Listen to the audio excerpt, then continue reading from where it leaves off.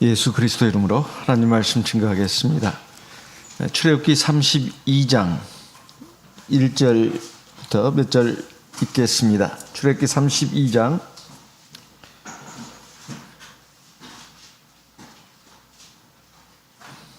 1절부터 읽겠습니다. 백성이 모세가 산에서 내려오미 더딤을 보고 모여 아론에게 이르러 가로되 일어나라, 우리를 인도할 신을 우리를 위하여 만들라. 이 모세 곧 우리를 애굽 땅에서 인도하여 낸 사람은 어찌 되었는지 알지 못함이니라. 아론이 그들에게 이르되 너희 아내와 자녀의 귀에 금고리를 빼어 내게로 가져오라. 3절 모든 백성이 그 귀에서 금고리를 빼어 아론에게로 가져오매 아론이 그들의 손에서 그 고리를 받아 부어서 각도로 새겨 송아지 형상을 만드니 그들이 말하되 이스라엘아, 이는 너희를 애굽 땅에서 인도해낸 너희 신이로다 하는지라. 아론이 보고 그 앞에 단을 쌓고 이에 공포하여 가로되 내일은 여호와의 절이니라 하니 이튿날에 그들이 일찍이 일어나 번제를 드리며 화목제를 드리고 앉아서 먹고 마시며 일어나서 뛰놀더라. 7절 여호와께서 모세에게 이르시되 너는 내려가라. 네가 애굽 땅에서 인도하여 낸 네 백성이 부패하였도다.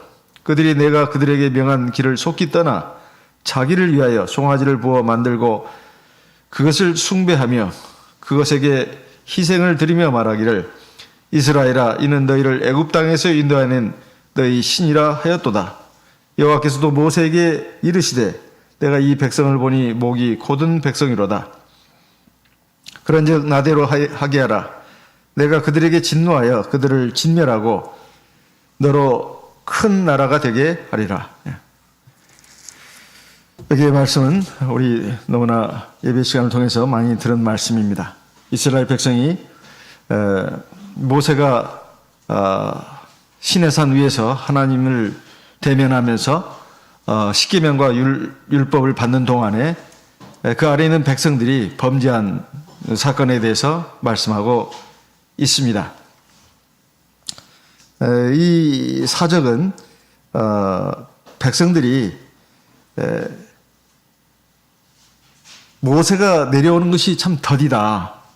그래서 우리를 인도할 신을 만들어라, 우리를 위하여 만들어라고 이렇게 소동을 벌이자 모세의 형 아론이 여기에 동요가 돼가지고 이스라엘 백성들이 갖다 바친 금부치를 가지고 불 속에 넣어서 금송아지를 만들어낸 이런 일을 하고, 그리고 그 금송아지에게 절을 섬기고 절을 하고 우상 숭배하는 그 의식을 갖다가 시행한 이 사건을 지금 기록해 놓고 있습니다. 오늘날 우리가 하나님의 백성으로서 이 우상 숭배에 대해서 생각을 해본다면 조금 생소하다는 느낌이 들 때가 솔직히 있습니다. 우리가 뭐 하나님 믿지 뭐 다른 거 믿나? 우리가 무슨 뭐 부처상한테 절하는 것도 아니고 뭐 지금 뭐 저상신한테 제사 드리는 것도 아니고 뭐 이게 무슨 우상 숭배란 말인가? 이렇게 우리가 생각하면서 우상 숭배 얘기가 나오면 이게 좀 딴 나라 얘기처럼 들리는 것이 솔직한 느낌이라고 할 수 있습니다. 그런데 성경의 이 내용은 사실상 오늘 우리 말세를 사는 하나님의 백성들에게도 똑같이 적용되는 말씀이다. 이런 것입니다. 이것은 사도 시대에 와서 사도 바울이 바로 이 사적을 놓고 신약 시대의 성도들, 사도교회 성도들한테 경계한 내용을 통해서도 알 수가 있습니다. 고린도전서 10장에 있는 말씀을 보겠습니다. 고린도전서 10장입니다. 고린도전서 10장 7절입니다. 고린도전서 10장 7절. 저희 중에 어떤 이들과 같이 너희는 우상 숭배하는 자가 되지 말라. 기록된 바 백성이 앉아서 먹고 마시며 일어나서 뛰논다함과 같으니라. 지금 사도 바울이 고린도 교회 성도들을 향해서, 그리고 신약 시대 사도교회, 그리고 모든 말세의 참교회 성도들을 향해서 사실 주는 말씀입니다. 과연 이스라엘 백성들이 지금 이 사도교회 성도들을 향해서 지금 우상 숭배하지 말라고 이렇게 말하면 아마 저희와 똑같은 심정이 아닐까 싶어요. 아유, 우리가 무슨 우상을 섬긴단 말이냐. 그런데 지금 이걸 강조하고 있습니다. 저희 중에 어떤 이들과 같이 너희는 우상 숭배하는 자가 되지 마라. 기록된 바는 지금 오늘 우리가 예배 시작하면서 읽었던 출애굽기 32장에 그 금송아지를 놓고 이제 앉아서 먹고 마시고 일어나서 뛰놀더라 이겁니다. 당시 우상 숭배하는 그 광경은 이제 뭐 금송아지가 됐든 무슨 뭐 형상을 만들어 놓고 거기서 앉아서 먹고 마시고 뛰놀다 이거 춤추는 걸 말합니다. 거기서 이제 뭐 음란한 여러 가지 그런 행동들도 공통적으로 있었다고 합니다. 먹고 마시고 이거 뭐 술도 마시고 거기에서 또 음란한 그 행동들이 있었다는 거예요. 그러니까 굉장히 그 우상 숭배하는 데는 기쁨과 즐거움이 있습니다. 근데 하나님 믿고 섬기는 것은 그렇게 재미가 없었어요. 그래서 바로 이것을 갖다가 지금 기록을 하면서 그 다음에 이제 쭉쭉 얘기하면서 11절입니다. 저에게 당한 이런 일이 거울이 되고 또한 말세를 만난 우리의 경계로 기록하였느니라. 그러니까 구약시대 그 성도들이 하나님의 선민들이 하나님과 범죄해가지고 멸망한 거 이것은 말세를 위한 말세를 당한 우리에게 경계의 거울로 삼도록 하기 위해서 기록을 남겨가지고 우리에게 이렇게 말씀을 주셨다. 이런 말씀입니다. 그러면 과연 이것이 뭘 말하는 것이냐? 가장 중요한 것은 신은 한 분밖에 없다는 거예요. 진짜 신은 하나님밖에 없다는 것입니다. 하나님밖에는. 그러면 오늘 우리가 하나님 믿는 백성으로서 지금 하나님만이 참 신인 것을 알고 가는데 과연 우리가 무슨 우상이라는 것을 그렇게 관심이나 가질 수 있는 것이냐 하는 것입니다. 요한일서 5장 19절 말씀을 읽어보겠습니다. 요한일서 5장 19절입니다. 요한일서 5장 19절. 또 아는 것은 우리는 하나님께 속하고 온 세상은 악한 자에게 처한 것이며, 이거 우리가 지금 꼭 알아야 될 부분입니다. 우리가 알아야 될 것은 우리가 하나님께 속하고 온 세상은 악한 자 안에 처한 것이며, 이 악한 자는 원수 마귀를 가리킵니다. 20절 같이 읽어보겠습니다. 또 아는 것은 하나님의 아들이 이르러 우리에게 지각을 주사 우리로 참된 자를 알게 하신 것과 또한 우리가 참된 자 곧 그의 아들 예수 그리스도 안에 있는 것이니 그는 참 하나님이시오 영생이시라. 이 두 번째 말씀하는 것은 그 참신이 누구냐, 그것을 바로 그 하나님의 아들로 오신 예수 그리스도가 우리에게 알려주셨다는 거예요.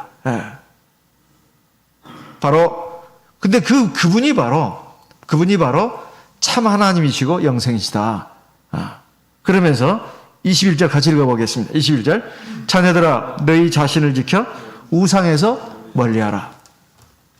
그러니까 참 하나님 예수 그리스도, 우리 하나님 말고 다른 것들을 하나님처럼 좋아하고 섬기고 따라간다는 것은 그게 바로 우상이다 그 말이에요. 그래서 골로새서 3장의 1절부터 이렇게 말씀하고 있습니다. 골로새서 3장 1절부터 보겠습니다. 골로새 3장 1절. 그러므로 너희가 그리스도와 함께 다시 살리심을 받았으면 위의 것을 찾으라. 거기는 그리스도께서 하나님 우편에 앉아 계시느니라. 위의 것을 생각하고 땅의 것을 생각지 마라. 지금 여기 보면 위의 것 생각하고 땅의 것 생각하지 마라. 하나님 나라를 바라보고 땅에 있는 것들 생각하지 마라. 이거 정말 비현실적인 얘기를 지금 하고 있습니다. 근데 이 세상에 우리가 먹고 마시고 쓰고 즐기는 거, 이거 하나님이 다 허락하신 것입니다. 그런데 왜 땅의 것을 생각하지 말고 위의 걸 생각하라고 할까요? 그 땅의 것을 생각하지 말되 땅의 것은 먹는 거, 마시는 거, 쓰는 거, 그리고 기쁨과 즐거움을 드리는 거, 이거 너희들 완전히 포기해라. 그런 말일까요? 그런 말이 아닙니다. 하나님이 우리에게 분복으로 주신 기본적으로 먹고 마시고 즐거워하고 기뻐하는 거, 이 현생의 삶을 행복하게 누리는 거 하나님의 선물입니다. 근데 문제는 그 정도에서 벗어나는 거, 이것을 뭐라고 그러냐? 욕심이라고 합니다. 악한 정욕이라고 그래요. 그래서 3절에 보면 이는 너희가 죽었고 너희 생명이 그리스도와 함께 하나님 안에 감췄음이니라.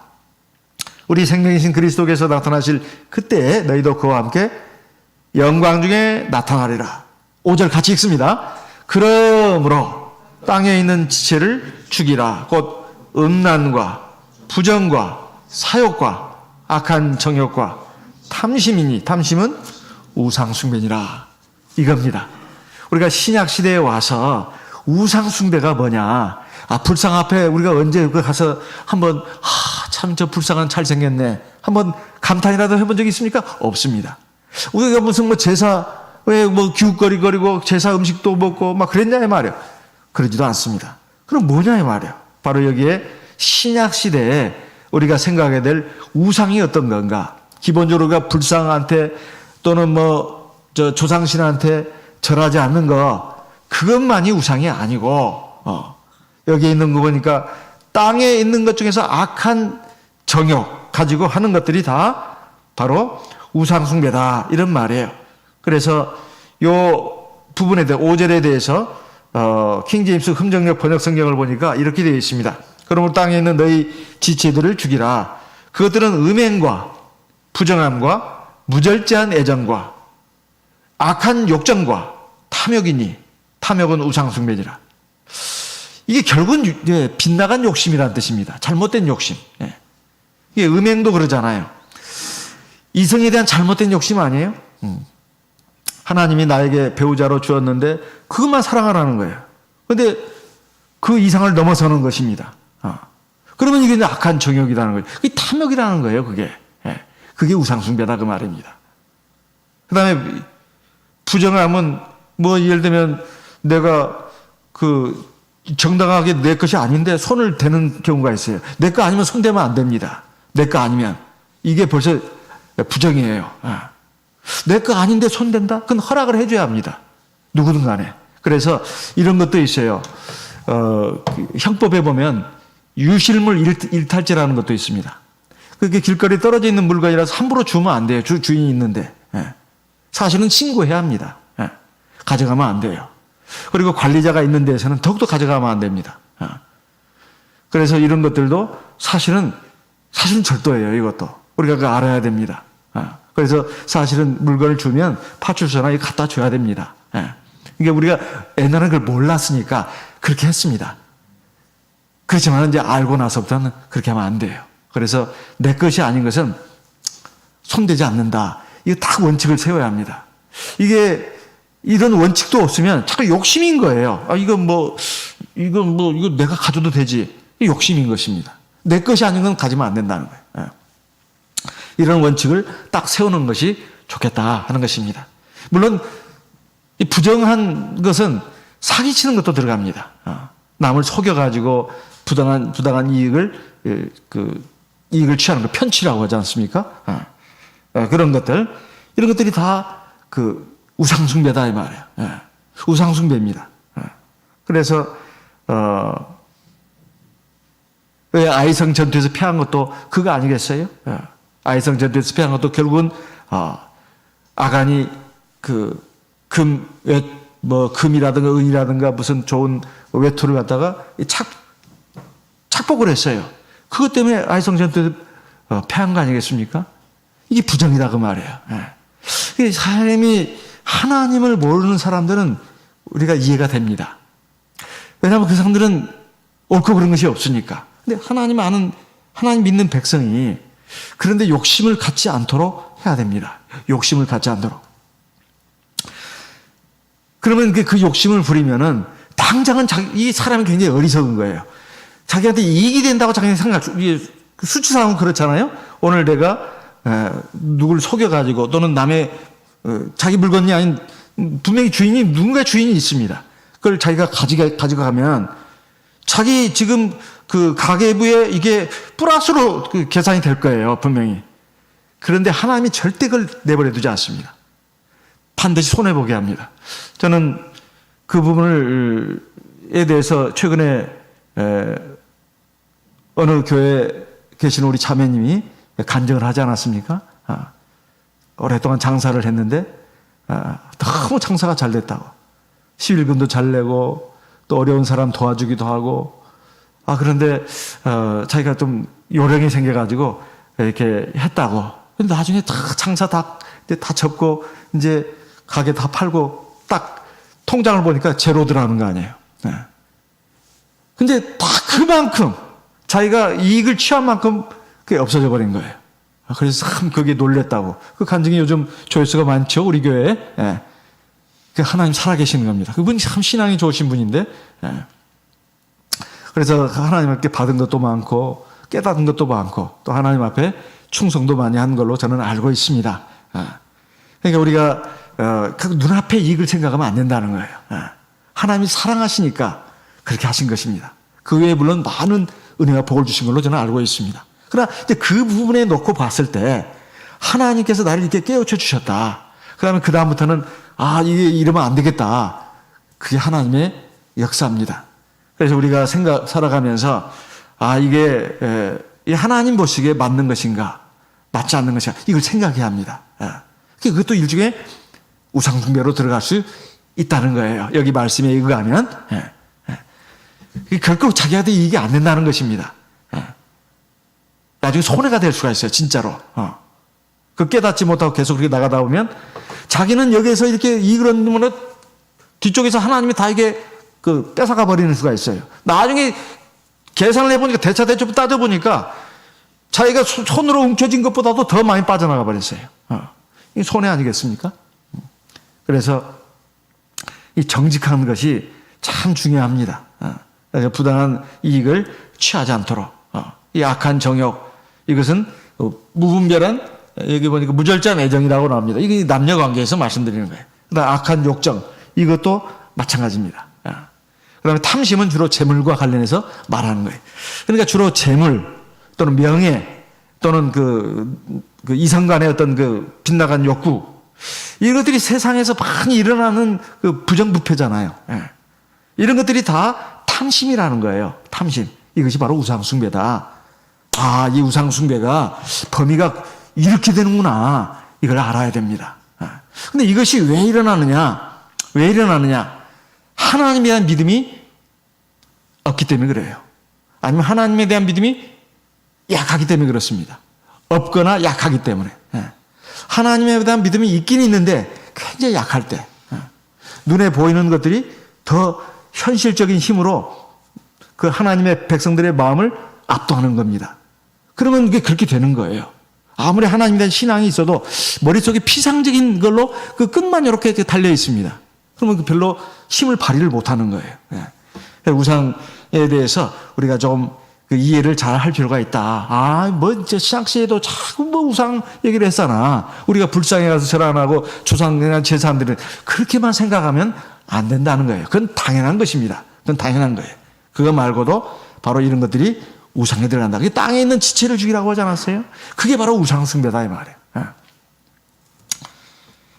그러면 왜 이렇게 이스라엘 백성들이 그 우상 숭배를 하게 됐는가? 오늘 말씀에 벌써부터 나옵니다. 바로 출애굽기 32장에 1절에 벌써 나와요. 백성이 모세가 산에서 내려오니 더딤을 보고 이겁니다. 올라갔으면 내려와야지. 왜 안 내려오냐 이 말이에요. 자, 모세가 하나님께 십계명을 받으려고 시내산 꼭대기에 올라가서 하나님과 대면한 날수가 어떻게 되는지 우리 다 알고 있습니다. 어떻게 되죠? 40일, 40이야. 그렇죠? 40일 낮과 밤이에요. 근데 이스라엘 백성들은 그걸 몰랐어요. 그 날짜를 40일 되면 내려온다 그거 알려주지 않았습니다. 사람이 날짜를 알려주면 그때 가서 아이고 조심해야지. 우리 그동안 너무 엉망진창으로 있었잖아. 이제 내리면 오네. 딱 사람이 마음을 좀 다잡고 아이고 이게 지금까지 우리가 까불고 장난치고 그랬는데 아이고 좀 얌전하게 있어야 되겠다 이러잖아요. 날짜 안 알려줬어요. 안 알려줬어요. 근데 딱 그날이 말입니다. 40일 거의 다 돼가지고 한 39일, 38일째 일어난 일이에요. 왜냐하면 성경 전체를 보니까 그래요. 한 38일, 9일째 일어난 일이에요.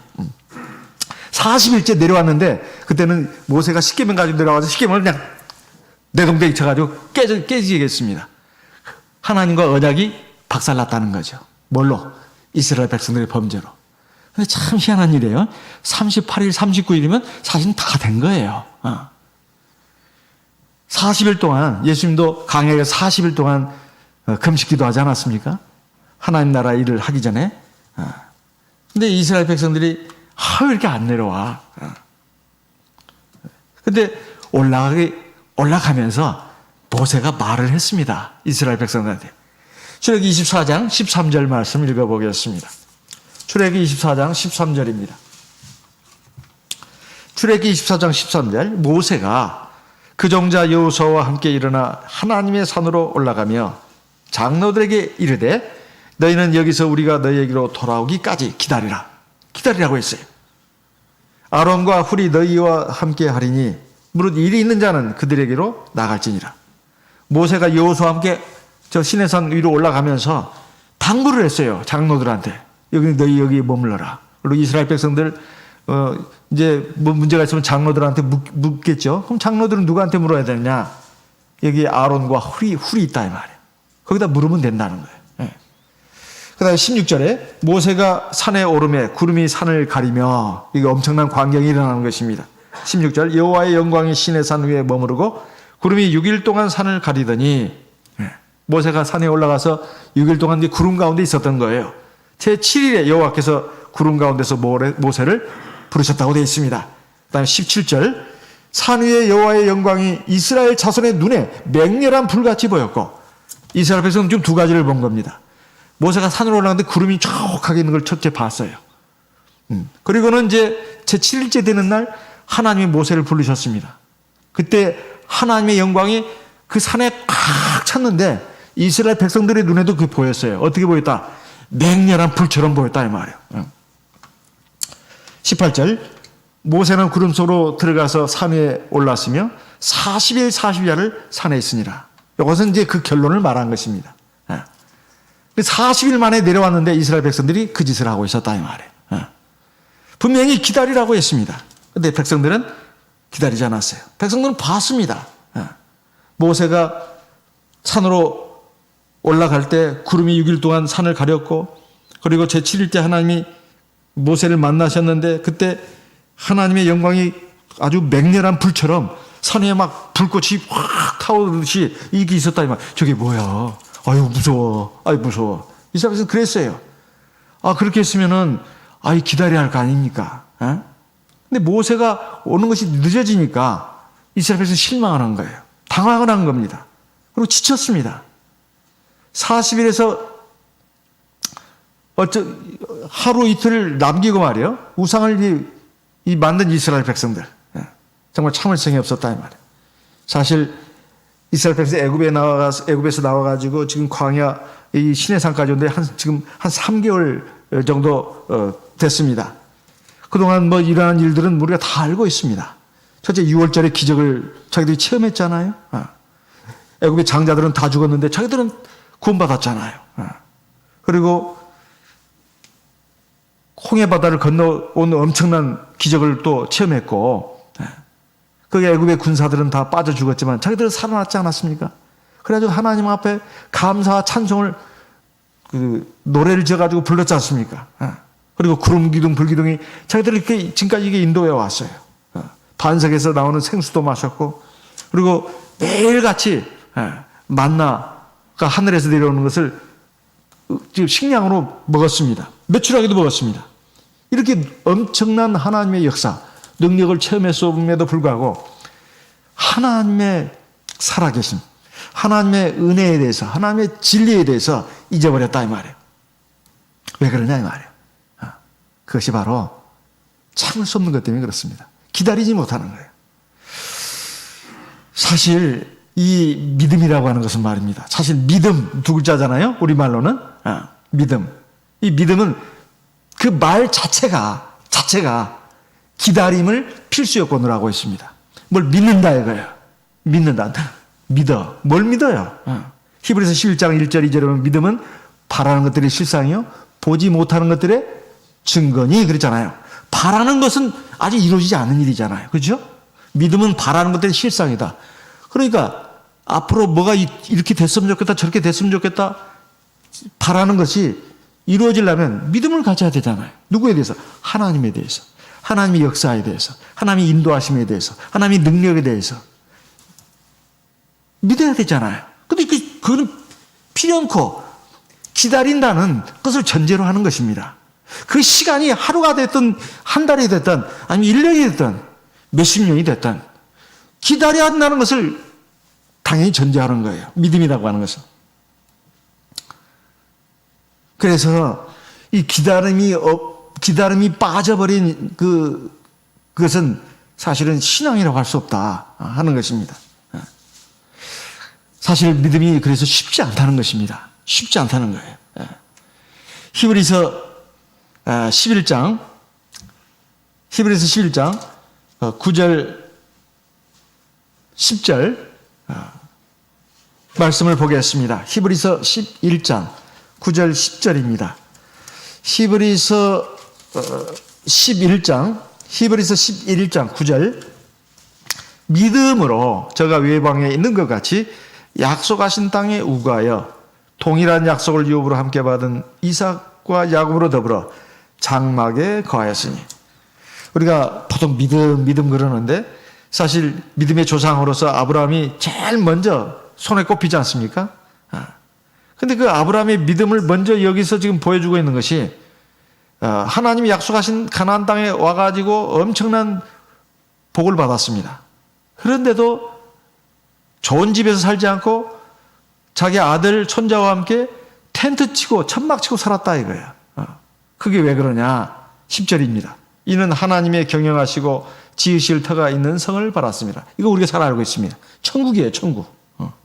사실 천국은 멀리 있는 거 아니에요? 세상에서 우리가 사는 날이 그렇게 얼마 안 된다 하더라도 그래도 제법 길잖아요. 근데 이제 하늘나라는 가보지도 않았고 한 번도 가본 적이 없습니다. 죽은 뒤에 뭐 어떻게 될지도 모른다고 세상 사람들 그렇게 많이 말합니다. 죽은 뒤에 천국이 있는지 지옥이 있는지 어떻게 알아? 이렇게 말하는 사람들 굉장히 많아요. 그러니까 하나에 안 믿는 거예요. 근데 아브라함은 아직 지금 살아있는데 죽어서나 갈 수 있는 그 하나님 나라, 거기는 어마어마한 집이 있다는 거예요. 그것을 바라보면서 세상에서 그렇게 하나님 앞에 물질적인 복을 많이 받았는데도 불구하고 좋은 집 짓고 살아야지 왜 이렇게 꼬질꼬질하게 천막집 짓고 사냐 이 말이에요. 그래서 바로 좋은 집 짓고 살다가 보면은 아브라함 생각에 내가 하나님 나라에 대한 소망이 약해진다. 그렇게 생각한 거예요. 이게 보통 사람들이 보통 생각할 수 있는 것입니까? 생각할 수 없는 거예요. 죽으면 천국이 있는지 지옥인지 어떻게 알아? 사람들이 거의 대부분 이렇게 나옵니다. 천국은 죽어서 가는 것이고 또 세상에서도 마음껏 살아야 되잖아. 이거 대부분 갖고 있는 생각 아닙니까? 근데 아브라함은 생각이 어떻게 된 게 거꾸로였어요. 세상에서 너무 잘 살면 내가 하나님 나라에 대한 소망이 약해질까 걱정이 돼. 나뿐만 아니라 내 자식, 우리 손자들까지. 너무 하나님이 물질적으로 복은 많이 주셨지만 그 흥청망청 쓰면 안 돼. 그냥 소박하게 살아야 돼. 심플 라이프. 이 보통 인간이냐 이 말이야. 믿음이 그 정도입니다. 그뿐이겠어요? 사실 아브라함의 믿음은 로마서 4장에서 사도 바울이 말을 했습니다. 어느 정도의 믿음이냐 이 말이야. 로마서 4장 18절 말씀을 보겠습니다. 그래서 히브리서 11장에 16절에 보면 하나님이 이 아브라함의 믿음을 보시고 내가 저 아브라함의 하나님 것이 부끄럽지 않다 해가지고 하늘나라에 천성을 예비해 놓으셨다고 하지 않았습니까? 로마서 4장 18절 보겠습니다. 로마서 4장 18절입니다. 로마서 4장 18절 아브라함이 바랄 수 없는 중에 바라고 믿었으니 이것이 아브라함의 믿음이에요. 이는 네 후손이 이같으리라 하신 말씀대로 많은 민족의 조상이 되게 하려 하심을 이람이라. 19절 그가 백세나 되어 자기 몸에 죽은 것 같음과 사라의 때에 죽은 것 같음을 알고도 믿음이 약해지지 않아. 참 이게 어려운 일이에요. 그렇잖아요? 자기 나이 지금 100세가 거의 다 됐고 아내의 나이는 90세입니다. 이건 사실 불가능한 일이에요. 근데 하나님이 약속하셨다. 하나님이. 그래서 중간에 물론 우여곡절이 좀 있었지만은 정신 차렸잖아요. 하나님 앞에 13년 동안 하나님이 너 안 볼란다. 그래가지고 여러 가지 그 고초를 겪고 나서야 돌아왔습니다. 아브라함이. 역시 하나님 말씀을 온전히 믿어야 돼. 근데 여기는 그걸 기록해 놓지 않았어요. 어쨌든 회복을 한 거. 그리고 이제 더 믿음이 이제 올바르게 된 거. 이걸 기록을 해놨어요. 믿음이 약해지지 않고, 그 다음에 20절, 믿음이 없어 하나님의 약속을 의심치 않고, 믿음이 견고해져서 하나님께 영광을 돌리며, 21절 같이 읽어보겠습니다. 약속하신 그것을 또한 능히 이루실 줄로 확신하였으니, 22절, 그러므로 이것을 저에게 의로 여기셨느니라. 이 아브라함의 믿음을 예를 들면서 이건 아브라함만 그런 게 아니라 우리도 마찬가지라는 거예요. 그래서 그 다음에 이어지는 말씀이 그게 아니에요. 23절, 저에게 의로 여기셨다 기록된 것은 아브라함만 위한 것이 아니요. 24절, 의로 여기심을 받을 우리도 위함이니, 우리도 이런 아브라함의 믿음을 가져야 된다는 거예요. 아브라함의 믿음이 뭡니까? 사실 아브라함처럼 오래 기다린 사람도 없어요. 75세에 자손에 대한 약속, 그리고 그 땅에 대한 약속 다 받은 거 아니에요? 75세. 그런데 그 하늘의 무별처럼 바닷가의 모래알처럼 이루어진 것은 그로부터 몇백 년 후에 일어난 일입니다. 근데 그 아들 하나 낳는 것만 해도 25년이 걸렸어요. 75세에 약속받고 100세에 아들 낳았으니까 25년 걸린 거 아니에요? 우리 보고 그렇게 믿음 생활 하라고 같으면 도대체 누가 얼마나 할까요? 근데 믿음은 기다림을 필수 요건으로 합니다. 우리가 기도 한번 해가지고 하나님이 척척 들어주고 너무 그거 기대하면 안 됩니다. 기대하면 안 돼요. 하나님이 물론 우리 기도를 들으십니다. 척척 들어주신 것도 물론 있어요. 하지만 시간이 걸리는 것도 있습니다. 1주가 걸리는 것도 있고 1년이 걸리는 것도 있고 몇 년이 걸리는 것도 있고 10년, 몇십 년이 걸리는 것도 있습니다. 기도의 그 품목 내용에 따라서, 그리고 내 믿음 상태에 따라서, 그리고 여러 가지 하나님은 완전한 섭리를 가지고 역사하시니까 그런 여러 가지 그것이 있습니다. 그러나 분명한 것은 하나님에 대한 믿음을 확실하게 가져야 된다는 거예요. 하나님만을 믿어야 합니다. 또 사실 하나님만을. 자기를 믿어서도 안 되고 세상에 헛된 것을 믿어서도 안 돼요. 그것이 우상입니다. 그게 우상이에요. 믿음은 기다림을 필수로 하는 거예요. 그러니까 이스라엘 백성들이 그 기다릴 줄을 몰랐어요. 그래가지고 조급했습니다. 조급했어요.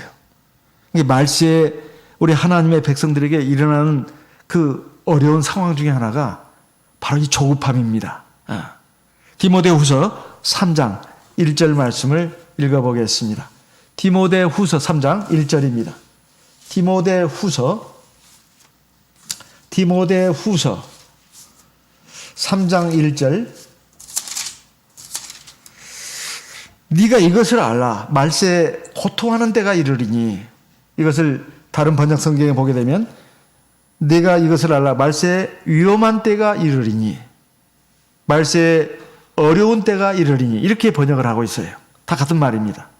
말세에 일어나는 그 어려운 상황, 고통스러운 상황, 그게 뭐냐 이 말이에요. 특히 우리 하나님의 백성들, 이 세상 사람들만 말하는 게 아닙니다. 사람들은 자기를 사랑하며 돈을 사랑하며 자긍하며, 이건 자랑하는 걸 말하죠. 교만하며 이런 특징이 나타난다는 거예요. 이건 사실은 옛날에도 있었던 것인데 말세라고 할수록 이게 극심하게 나타난다는 뜻입니다. 3절 무정하며, 정이 없다는 거예요. 그 다음에 절제하지 못하며가 있습니다. 3절의 그 중반부에 보면 마지막에 가서 선한 것을 좋아하지 않으며, 그 다음에 4절에 가서 배반하여 발며, 그 다음에 조급하며, 여기 나오지 않습니까? 조급하며, 아주 성질이 굉장히 급하다는 거예요. 못 기다려요. 또 이 세상이 말세로 갈수록 과학 문명이 발달하잖아요. 금방방 막 뭐 버튼 하나만 누르면 막 그냥 금방 막 뭐가 나오지 않습니까? 그러다 보니 그 신앙적으로도 참 믿기가 어렵다는 거예요. 신앙은 사실은 기다림을 전제로 하는 것인데 기다릴 줄을 몰라요, 사람이. 하나님이 뭐 역사하시고 하나님이 뭐 말씀을, 현실은 달라요. 현실은 달라. 현실 자꾸 든단 말이에요. 현실이 그렇죠. 현실 보니까 너무 빠르게 돌아가요. 근데 믿음 뭐 자꾸 그러면은 이게 느리게 가는 것처럼 느껴진다 이 말이에요. 아주 답답하기 짝이 없어요, 이 인간은. 하나님이 그 하실 거야. 하나님 역사인 거 기다려봐야지. 이 인간 봐라. 지금 어느 시대인데 이렇게 나온다 이 말이에요. 조급하다는 거예요. 그러면 안 된다는 것입니다. 적어도 하나님의 말씀에 대해서. 하나님의 역사에 대해서 그러면 안 된다는 거예요. 자고 하며 쾌락을 사랑하기를 하나님 사랑보다 더하며 경건의 모양이 있으나 경건의 능력은 부인한다.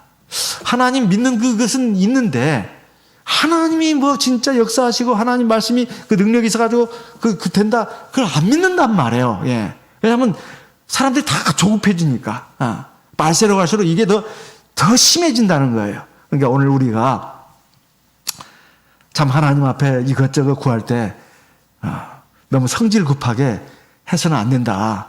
이걸 우리가 생각해야 합니다. 그러면 그렇게 안 하고 하나님이 허락하시는 것이 있습니다. 그런 것은 괜찮아요. 아무리 빠르게 해도. 근데 하나님의 말씀과 충돌될 때 이게 문제예요. 이게 제가 드린 말씀이 이겁니다. 성경에서 말하는 게 하나님 말씀이 안에서 허락된 것은 얼마든지 빠르게 해도 된다는 거예요. 하지만 하나님 말씀과 소위 말하는 그 현실이 안 맞을 때 조급하면 안 된다는 거예요. 그러면 자기 생각에는 현실에는 안 맞으니까 하나님 말씀 기다리기 너무 답답한 거예요. 자기가 일을 저지릅니다. 그러면 하나님이 그 기뻐하시느냐? 안 기뻐해요. 당장은 자기한테 뭐가 이렇게 좋은 것 같은데 사실은 더 큰 어려운 문제가 이게 거기에 숨어 있다 이 말이에요. 물론 그렇게 해가지고 내가 잘못했구나 하나님 앞에 회개하고 눈물 흘리고 하나님은 또 자비로우신 분이기 때문에 용서하십니다. 근데 그 다음에 또 하나님이 또 이제 문제를 또 주시는 거예요, 또. 근데 또 그런단 말이에요. 근데 진짜 그때서는 이제 하나님의 그 징계의 배가 좀 더 커집니다.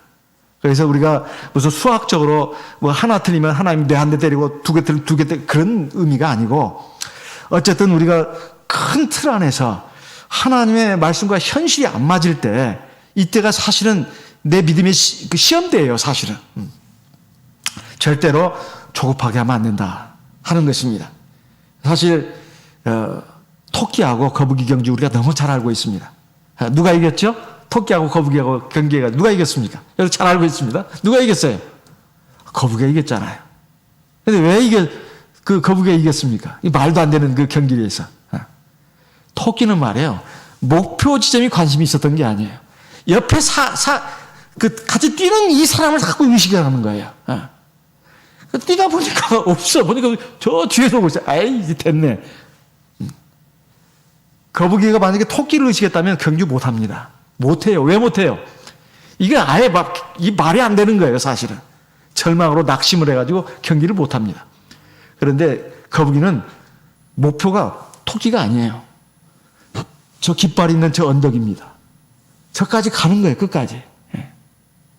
토끼를 의식하지 않았어요. 깃발만을, 목표만을 의식했습니다. 끝까지 간 거예요. 그게 이긴 거예요.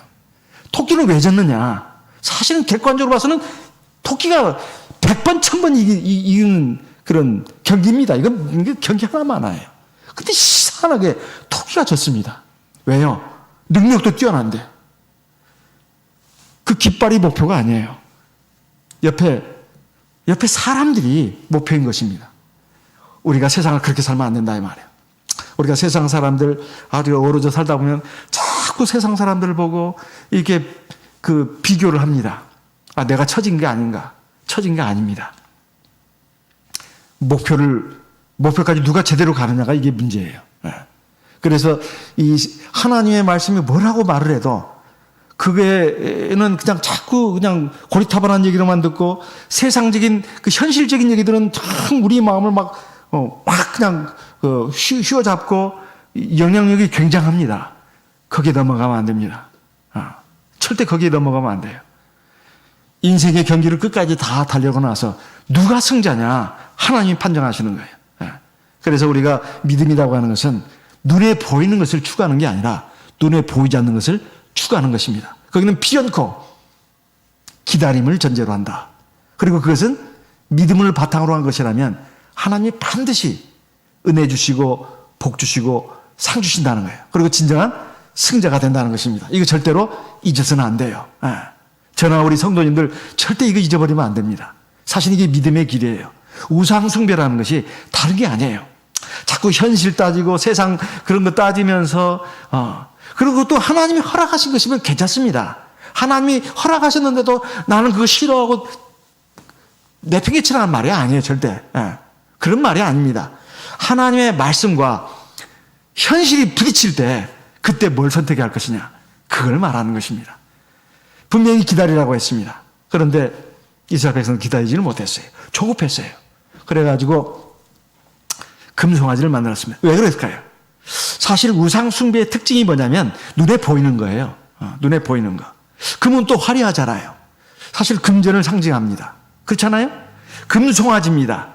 옛날부터 지금까지 사람들은 다 잘 사는 데 초점이 맞춰져 있어요. 그 다음에 재미나게 사는 거, 쾌락이죠. 그래서 금송아지인 것입니다. 소는 옛날부터 지금까지 아주 신성한 동물로 알려져 있어요. 소고기가 제일 비싸잖아요, 또. 소가 또 얼마나 많은 일을 합니까? 소는 부의 상징입니다. 그래서 그 앞에서, 그러니까 이 눈에 보이는 그 확실한 것이 있어야 된다는 거예요. 그래서 금송아지를 만나. 다 귀걸이 뺐다고 하지 않습니까? 이 귀걸이를 뺐다면 그 여자들이 주로 귀걸이 하잖아요.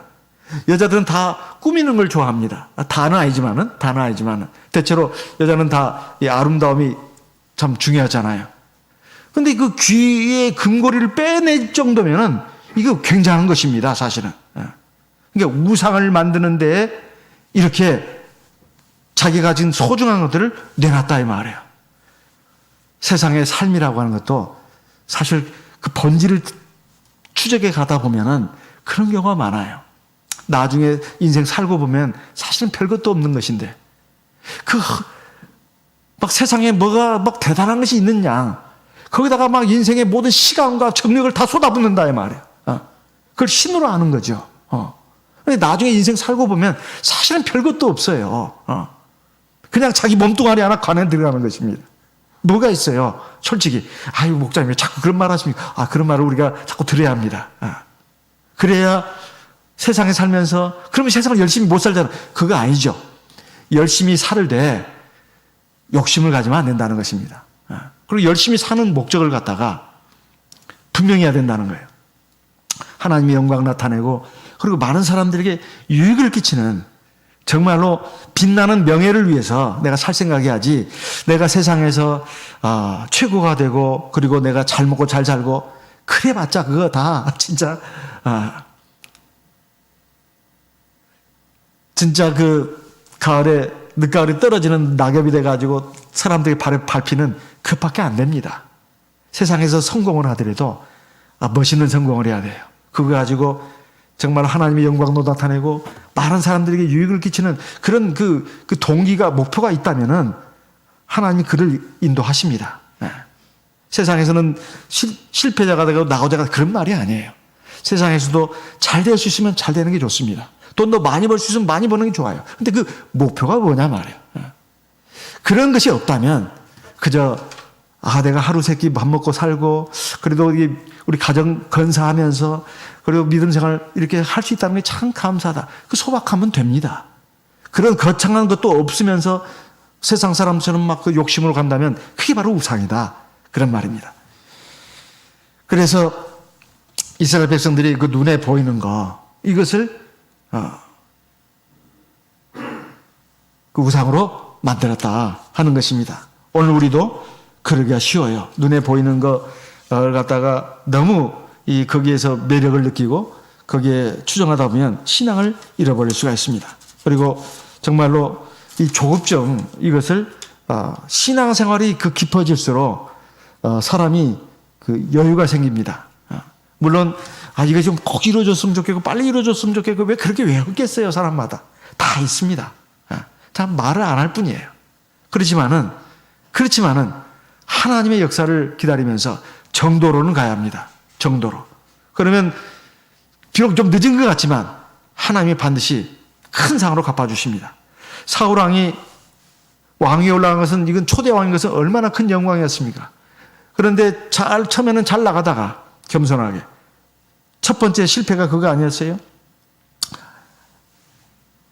블레셋 군대가 막 때를 져가지고 이스라엘 침공해 오지요. 그런데 자기 밑에 있는 부하 장수들, 군사들은 막 뿔뿔이 흩어지죠. 이게 얼마나 다급해요. 근데 사무엘 선지자가 7일이면 간다고 했습니다. 7일째가 됐어요. 딱 7일째입니다. 근데 안 오는 거예요. 그래 이게 안 되겠다 싶어가지고 자기가 제사를 드리지 않았어요. 기다리라고 했는데. 근데 제사를 딱 드리고 나니까 사무엘 선지자가 왔어요. 이게 아마 이게 사무엘상 13장 8절의 말씀입니다. 우리 잘 아는 말씀이에요. 마음이 급하니까 7일째가 돼서 아마 아침에 제사를 드렸던 것 같아요. 제사 드리고 나니까 저녁 무렵에 이제 해가 다 떨어지기 전에 사무엘 선지자가 옵니다. 그럼 별거 몇 시간 차이입니다. 몇 시간 차이예요. 그래가지고 하나님이 왕이 하나님을 버렸으니 하나님도 왕을 버렸습니다. 이 비극 아닙니까? 눈앞에 그 다급한 아무리 상황이라 하더라도 하나님을 믿고 하나님 말씀을 믿고 우리가 기다려야 되는데 그러지 못해가지고 낭패를 보는 경우도 우리 살다 보면 많습니다. 우리가 우상숭배라는 것이 사실은 하나님을 온전히 믿지 못하고 세상적인 것, 이것을 눈에 보이는 것을 너무 신뢰하는 데서 사실 우상숭배가 나오는 것입니다. 우리가 이것은 옛날의 얘기가 아니라 바로 말세를 당한 우리에게 경계의 거울로 주셨다고 사도 바울이 말을 했습니다. 오늘 우리에게도 마찬가지입니다. 우리가 참 연약하다는 것을 믿음 생활하면서 많이 느낍니다. 그래서 참 하나님 앞에서 참 실수도 하고 잘못도 하고 불신앙으로 불순종으로 한 것이 아마 한두 번이 아니었을 겁니다. 이런 것들에 대해서 살고 보니까 다 하나님의 말씀이 맞네. 이걸 빨리 깨달을수록 지혜자입니다. 그리고 하나님의 온전한 은혜 가운데로 지금 들어서는 길을 가는 거예요. 하나님도 우리의 약함을 아십니다. 그리고 우리를 불쌍히 여기십니다. 풍성한 긍휼과 자비로 우리를 바라보시고 우리가 온전한 길을 가도록 끊임없이 깨우쳐 주십니다. 이런 온전한 신앙의 길로 우리가 가서 하나님을 기쁘시게 하고 우리가 살아있는 동안에도 하나님 앞에 참다운 은총을 받는 하나님의 백성 되시기를 예수님의 이름으로 바랍니다. 이제 오늘 올해 마지막 날입니다. 지난 한 해 동안 하나님께서 코로나 사태가 지금 계속되는 중에도 우리를 지켜주셨습니다. 참 하나님에 감사하고 하나님 앞에 우리가 잘한 것도 적지 않겠지만은 또 부족한 점도 또 적지 않았으리라고 생각합니다. 부족한 점이 있었지만은 하나님께서 우리를 불쌍히 보시고 용납하시고 우리를 여기까지 이끄시면서 큰 은총 가운데서 한 해를 보낼 수 있도록 인도해 준 줄 압니다. 하나님께 감사 영광을 돌리면서 밝아오는 새해는 더욱더 심기일전해서 하나님을 기쁘시게 하는 온전한 믿음으로 나아갈 수 있는 저희가 될 수 있도록 저희를 이끌어 주시옵소서. 다 같이 기도하겠습니다. 성령으로 기도하겠습니다.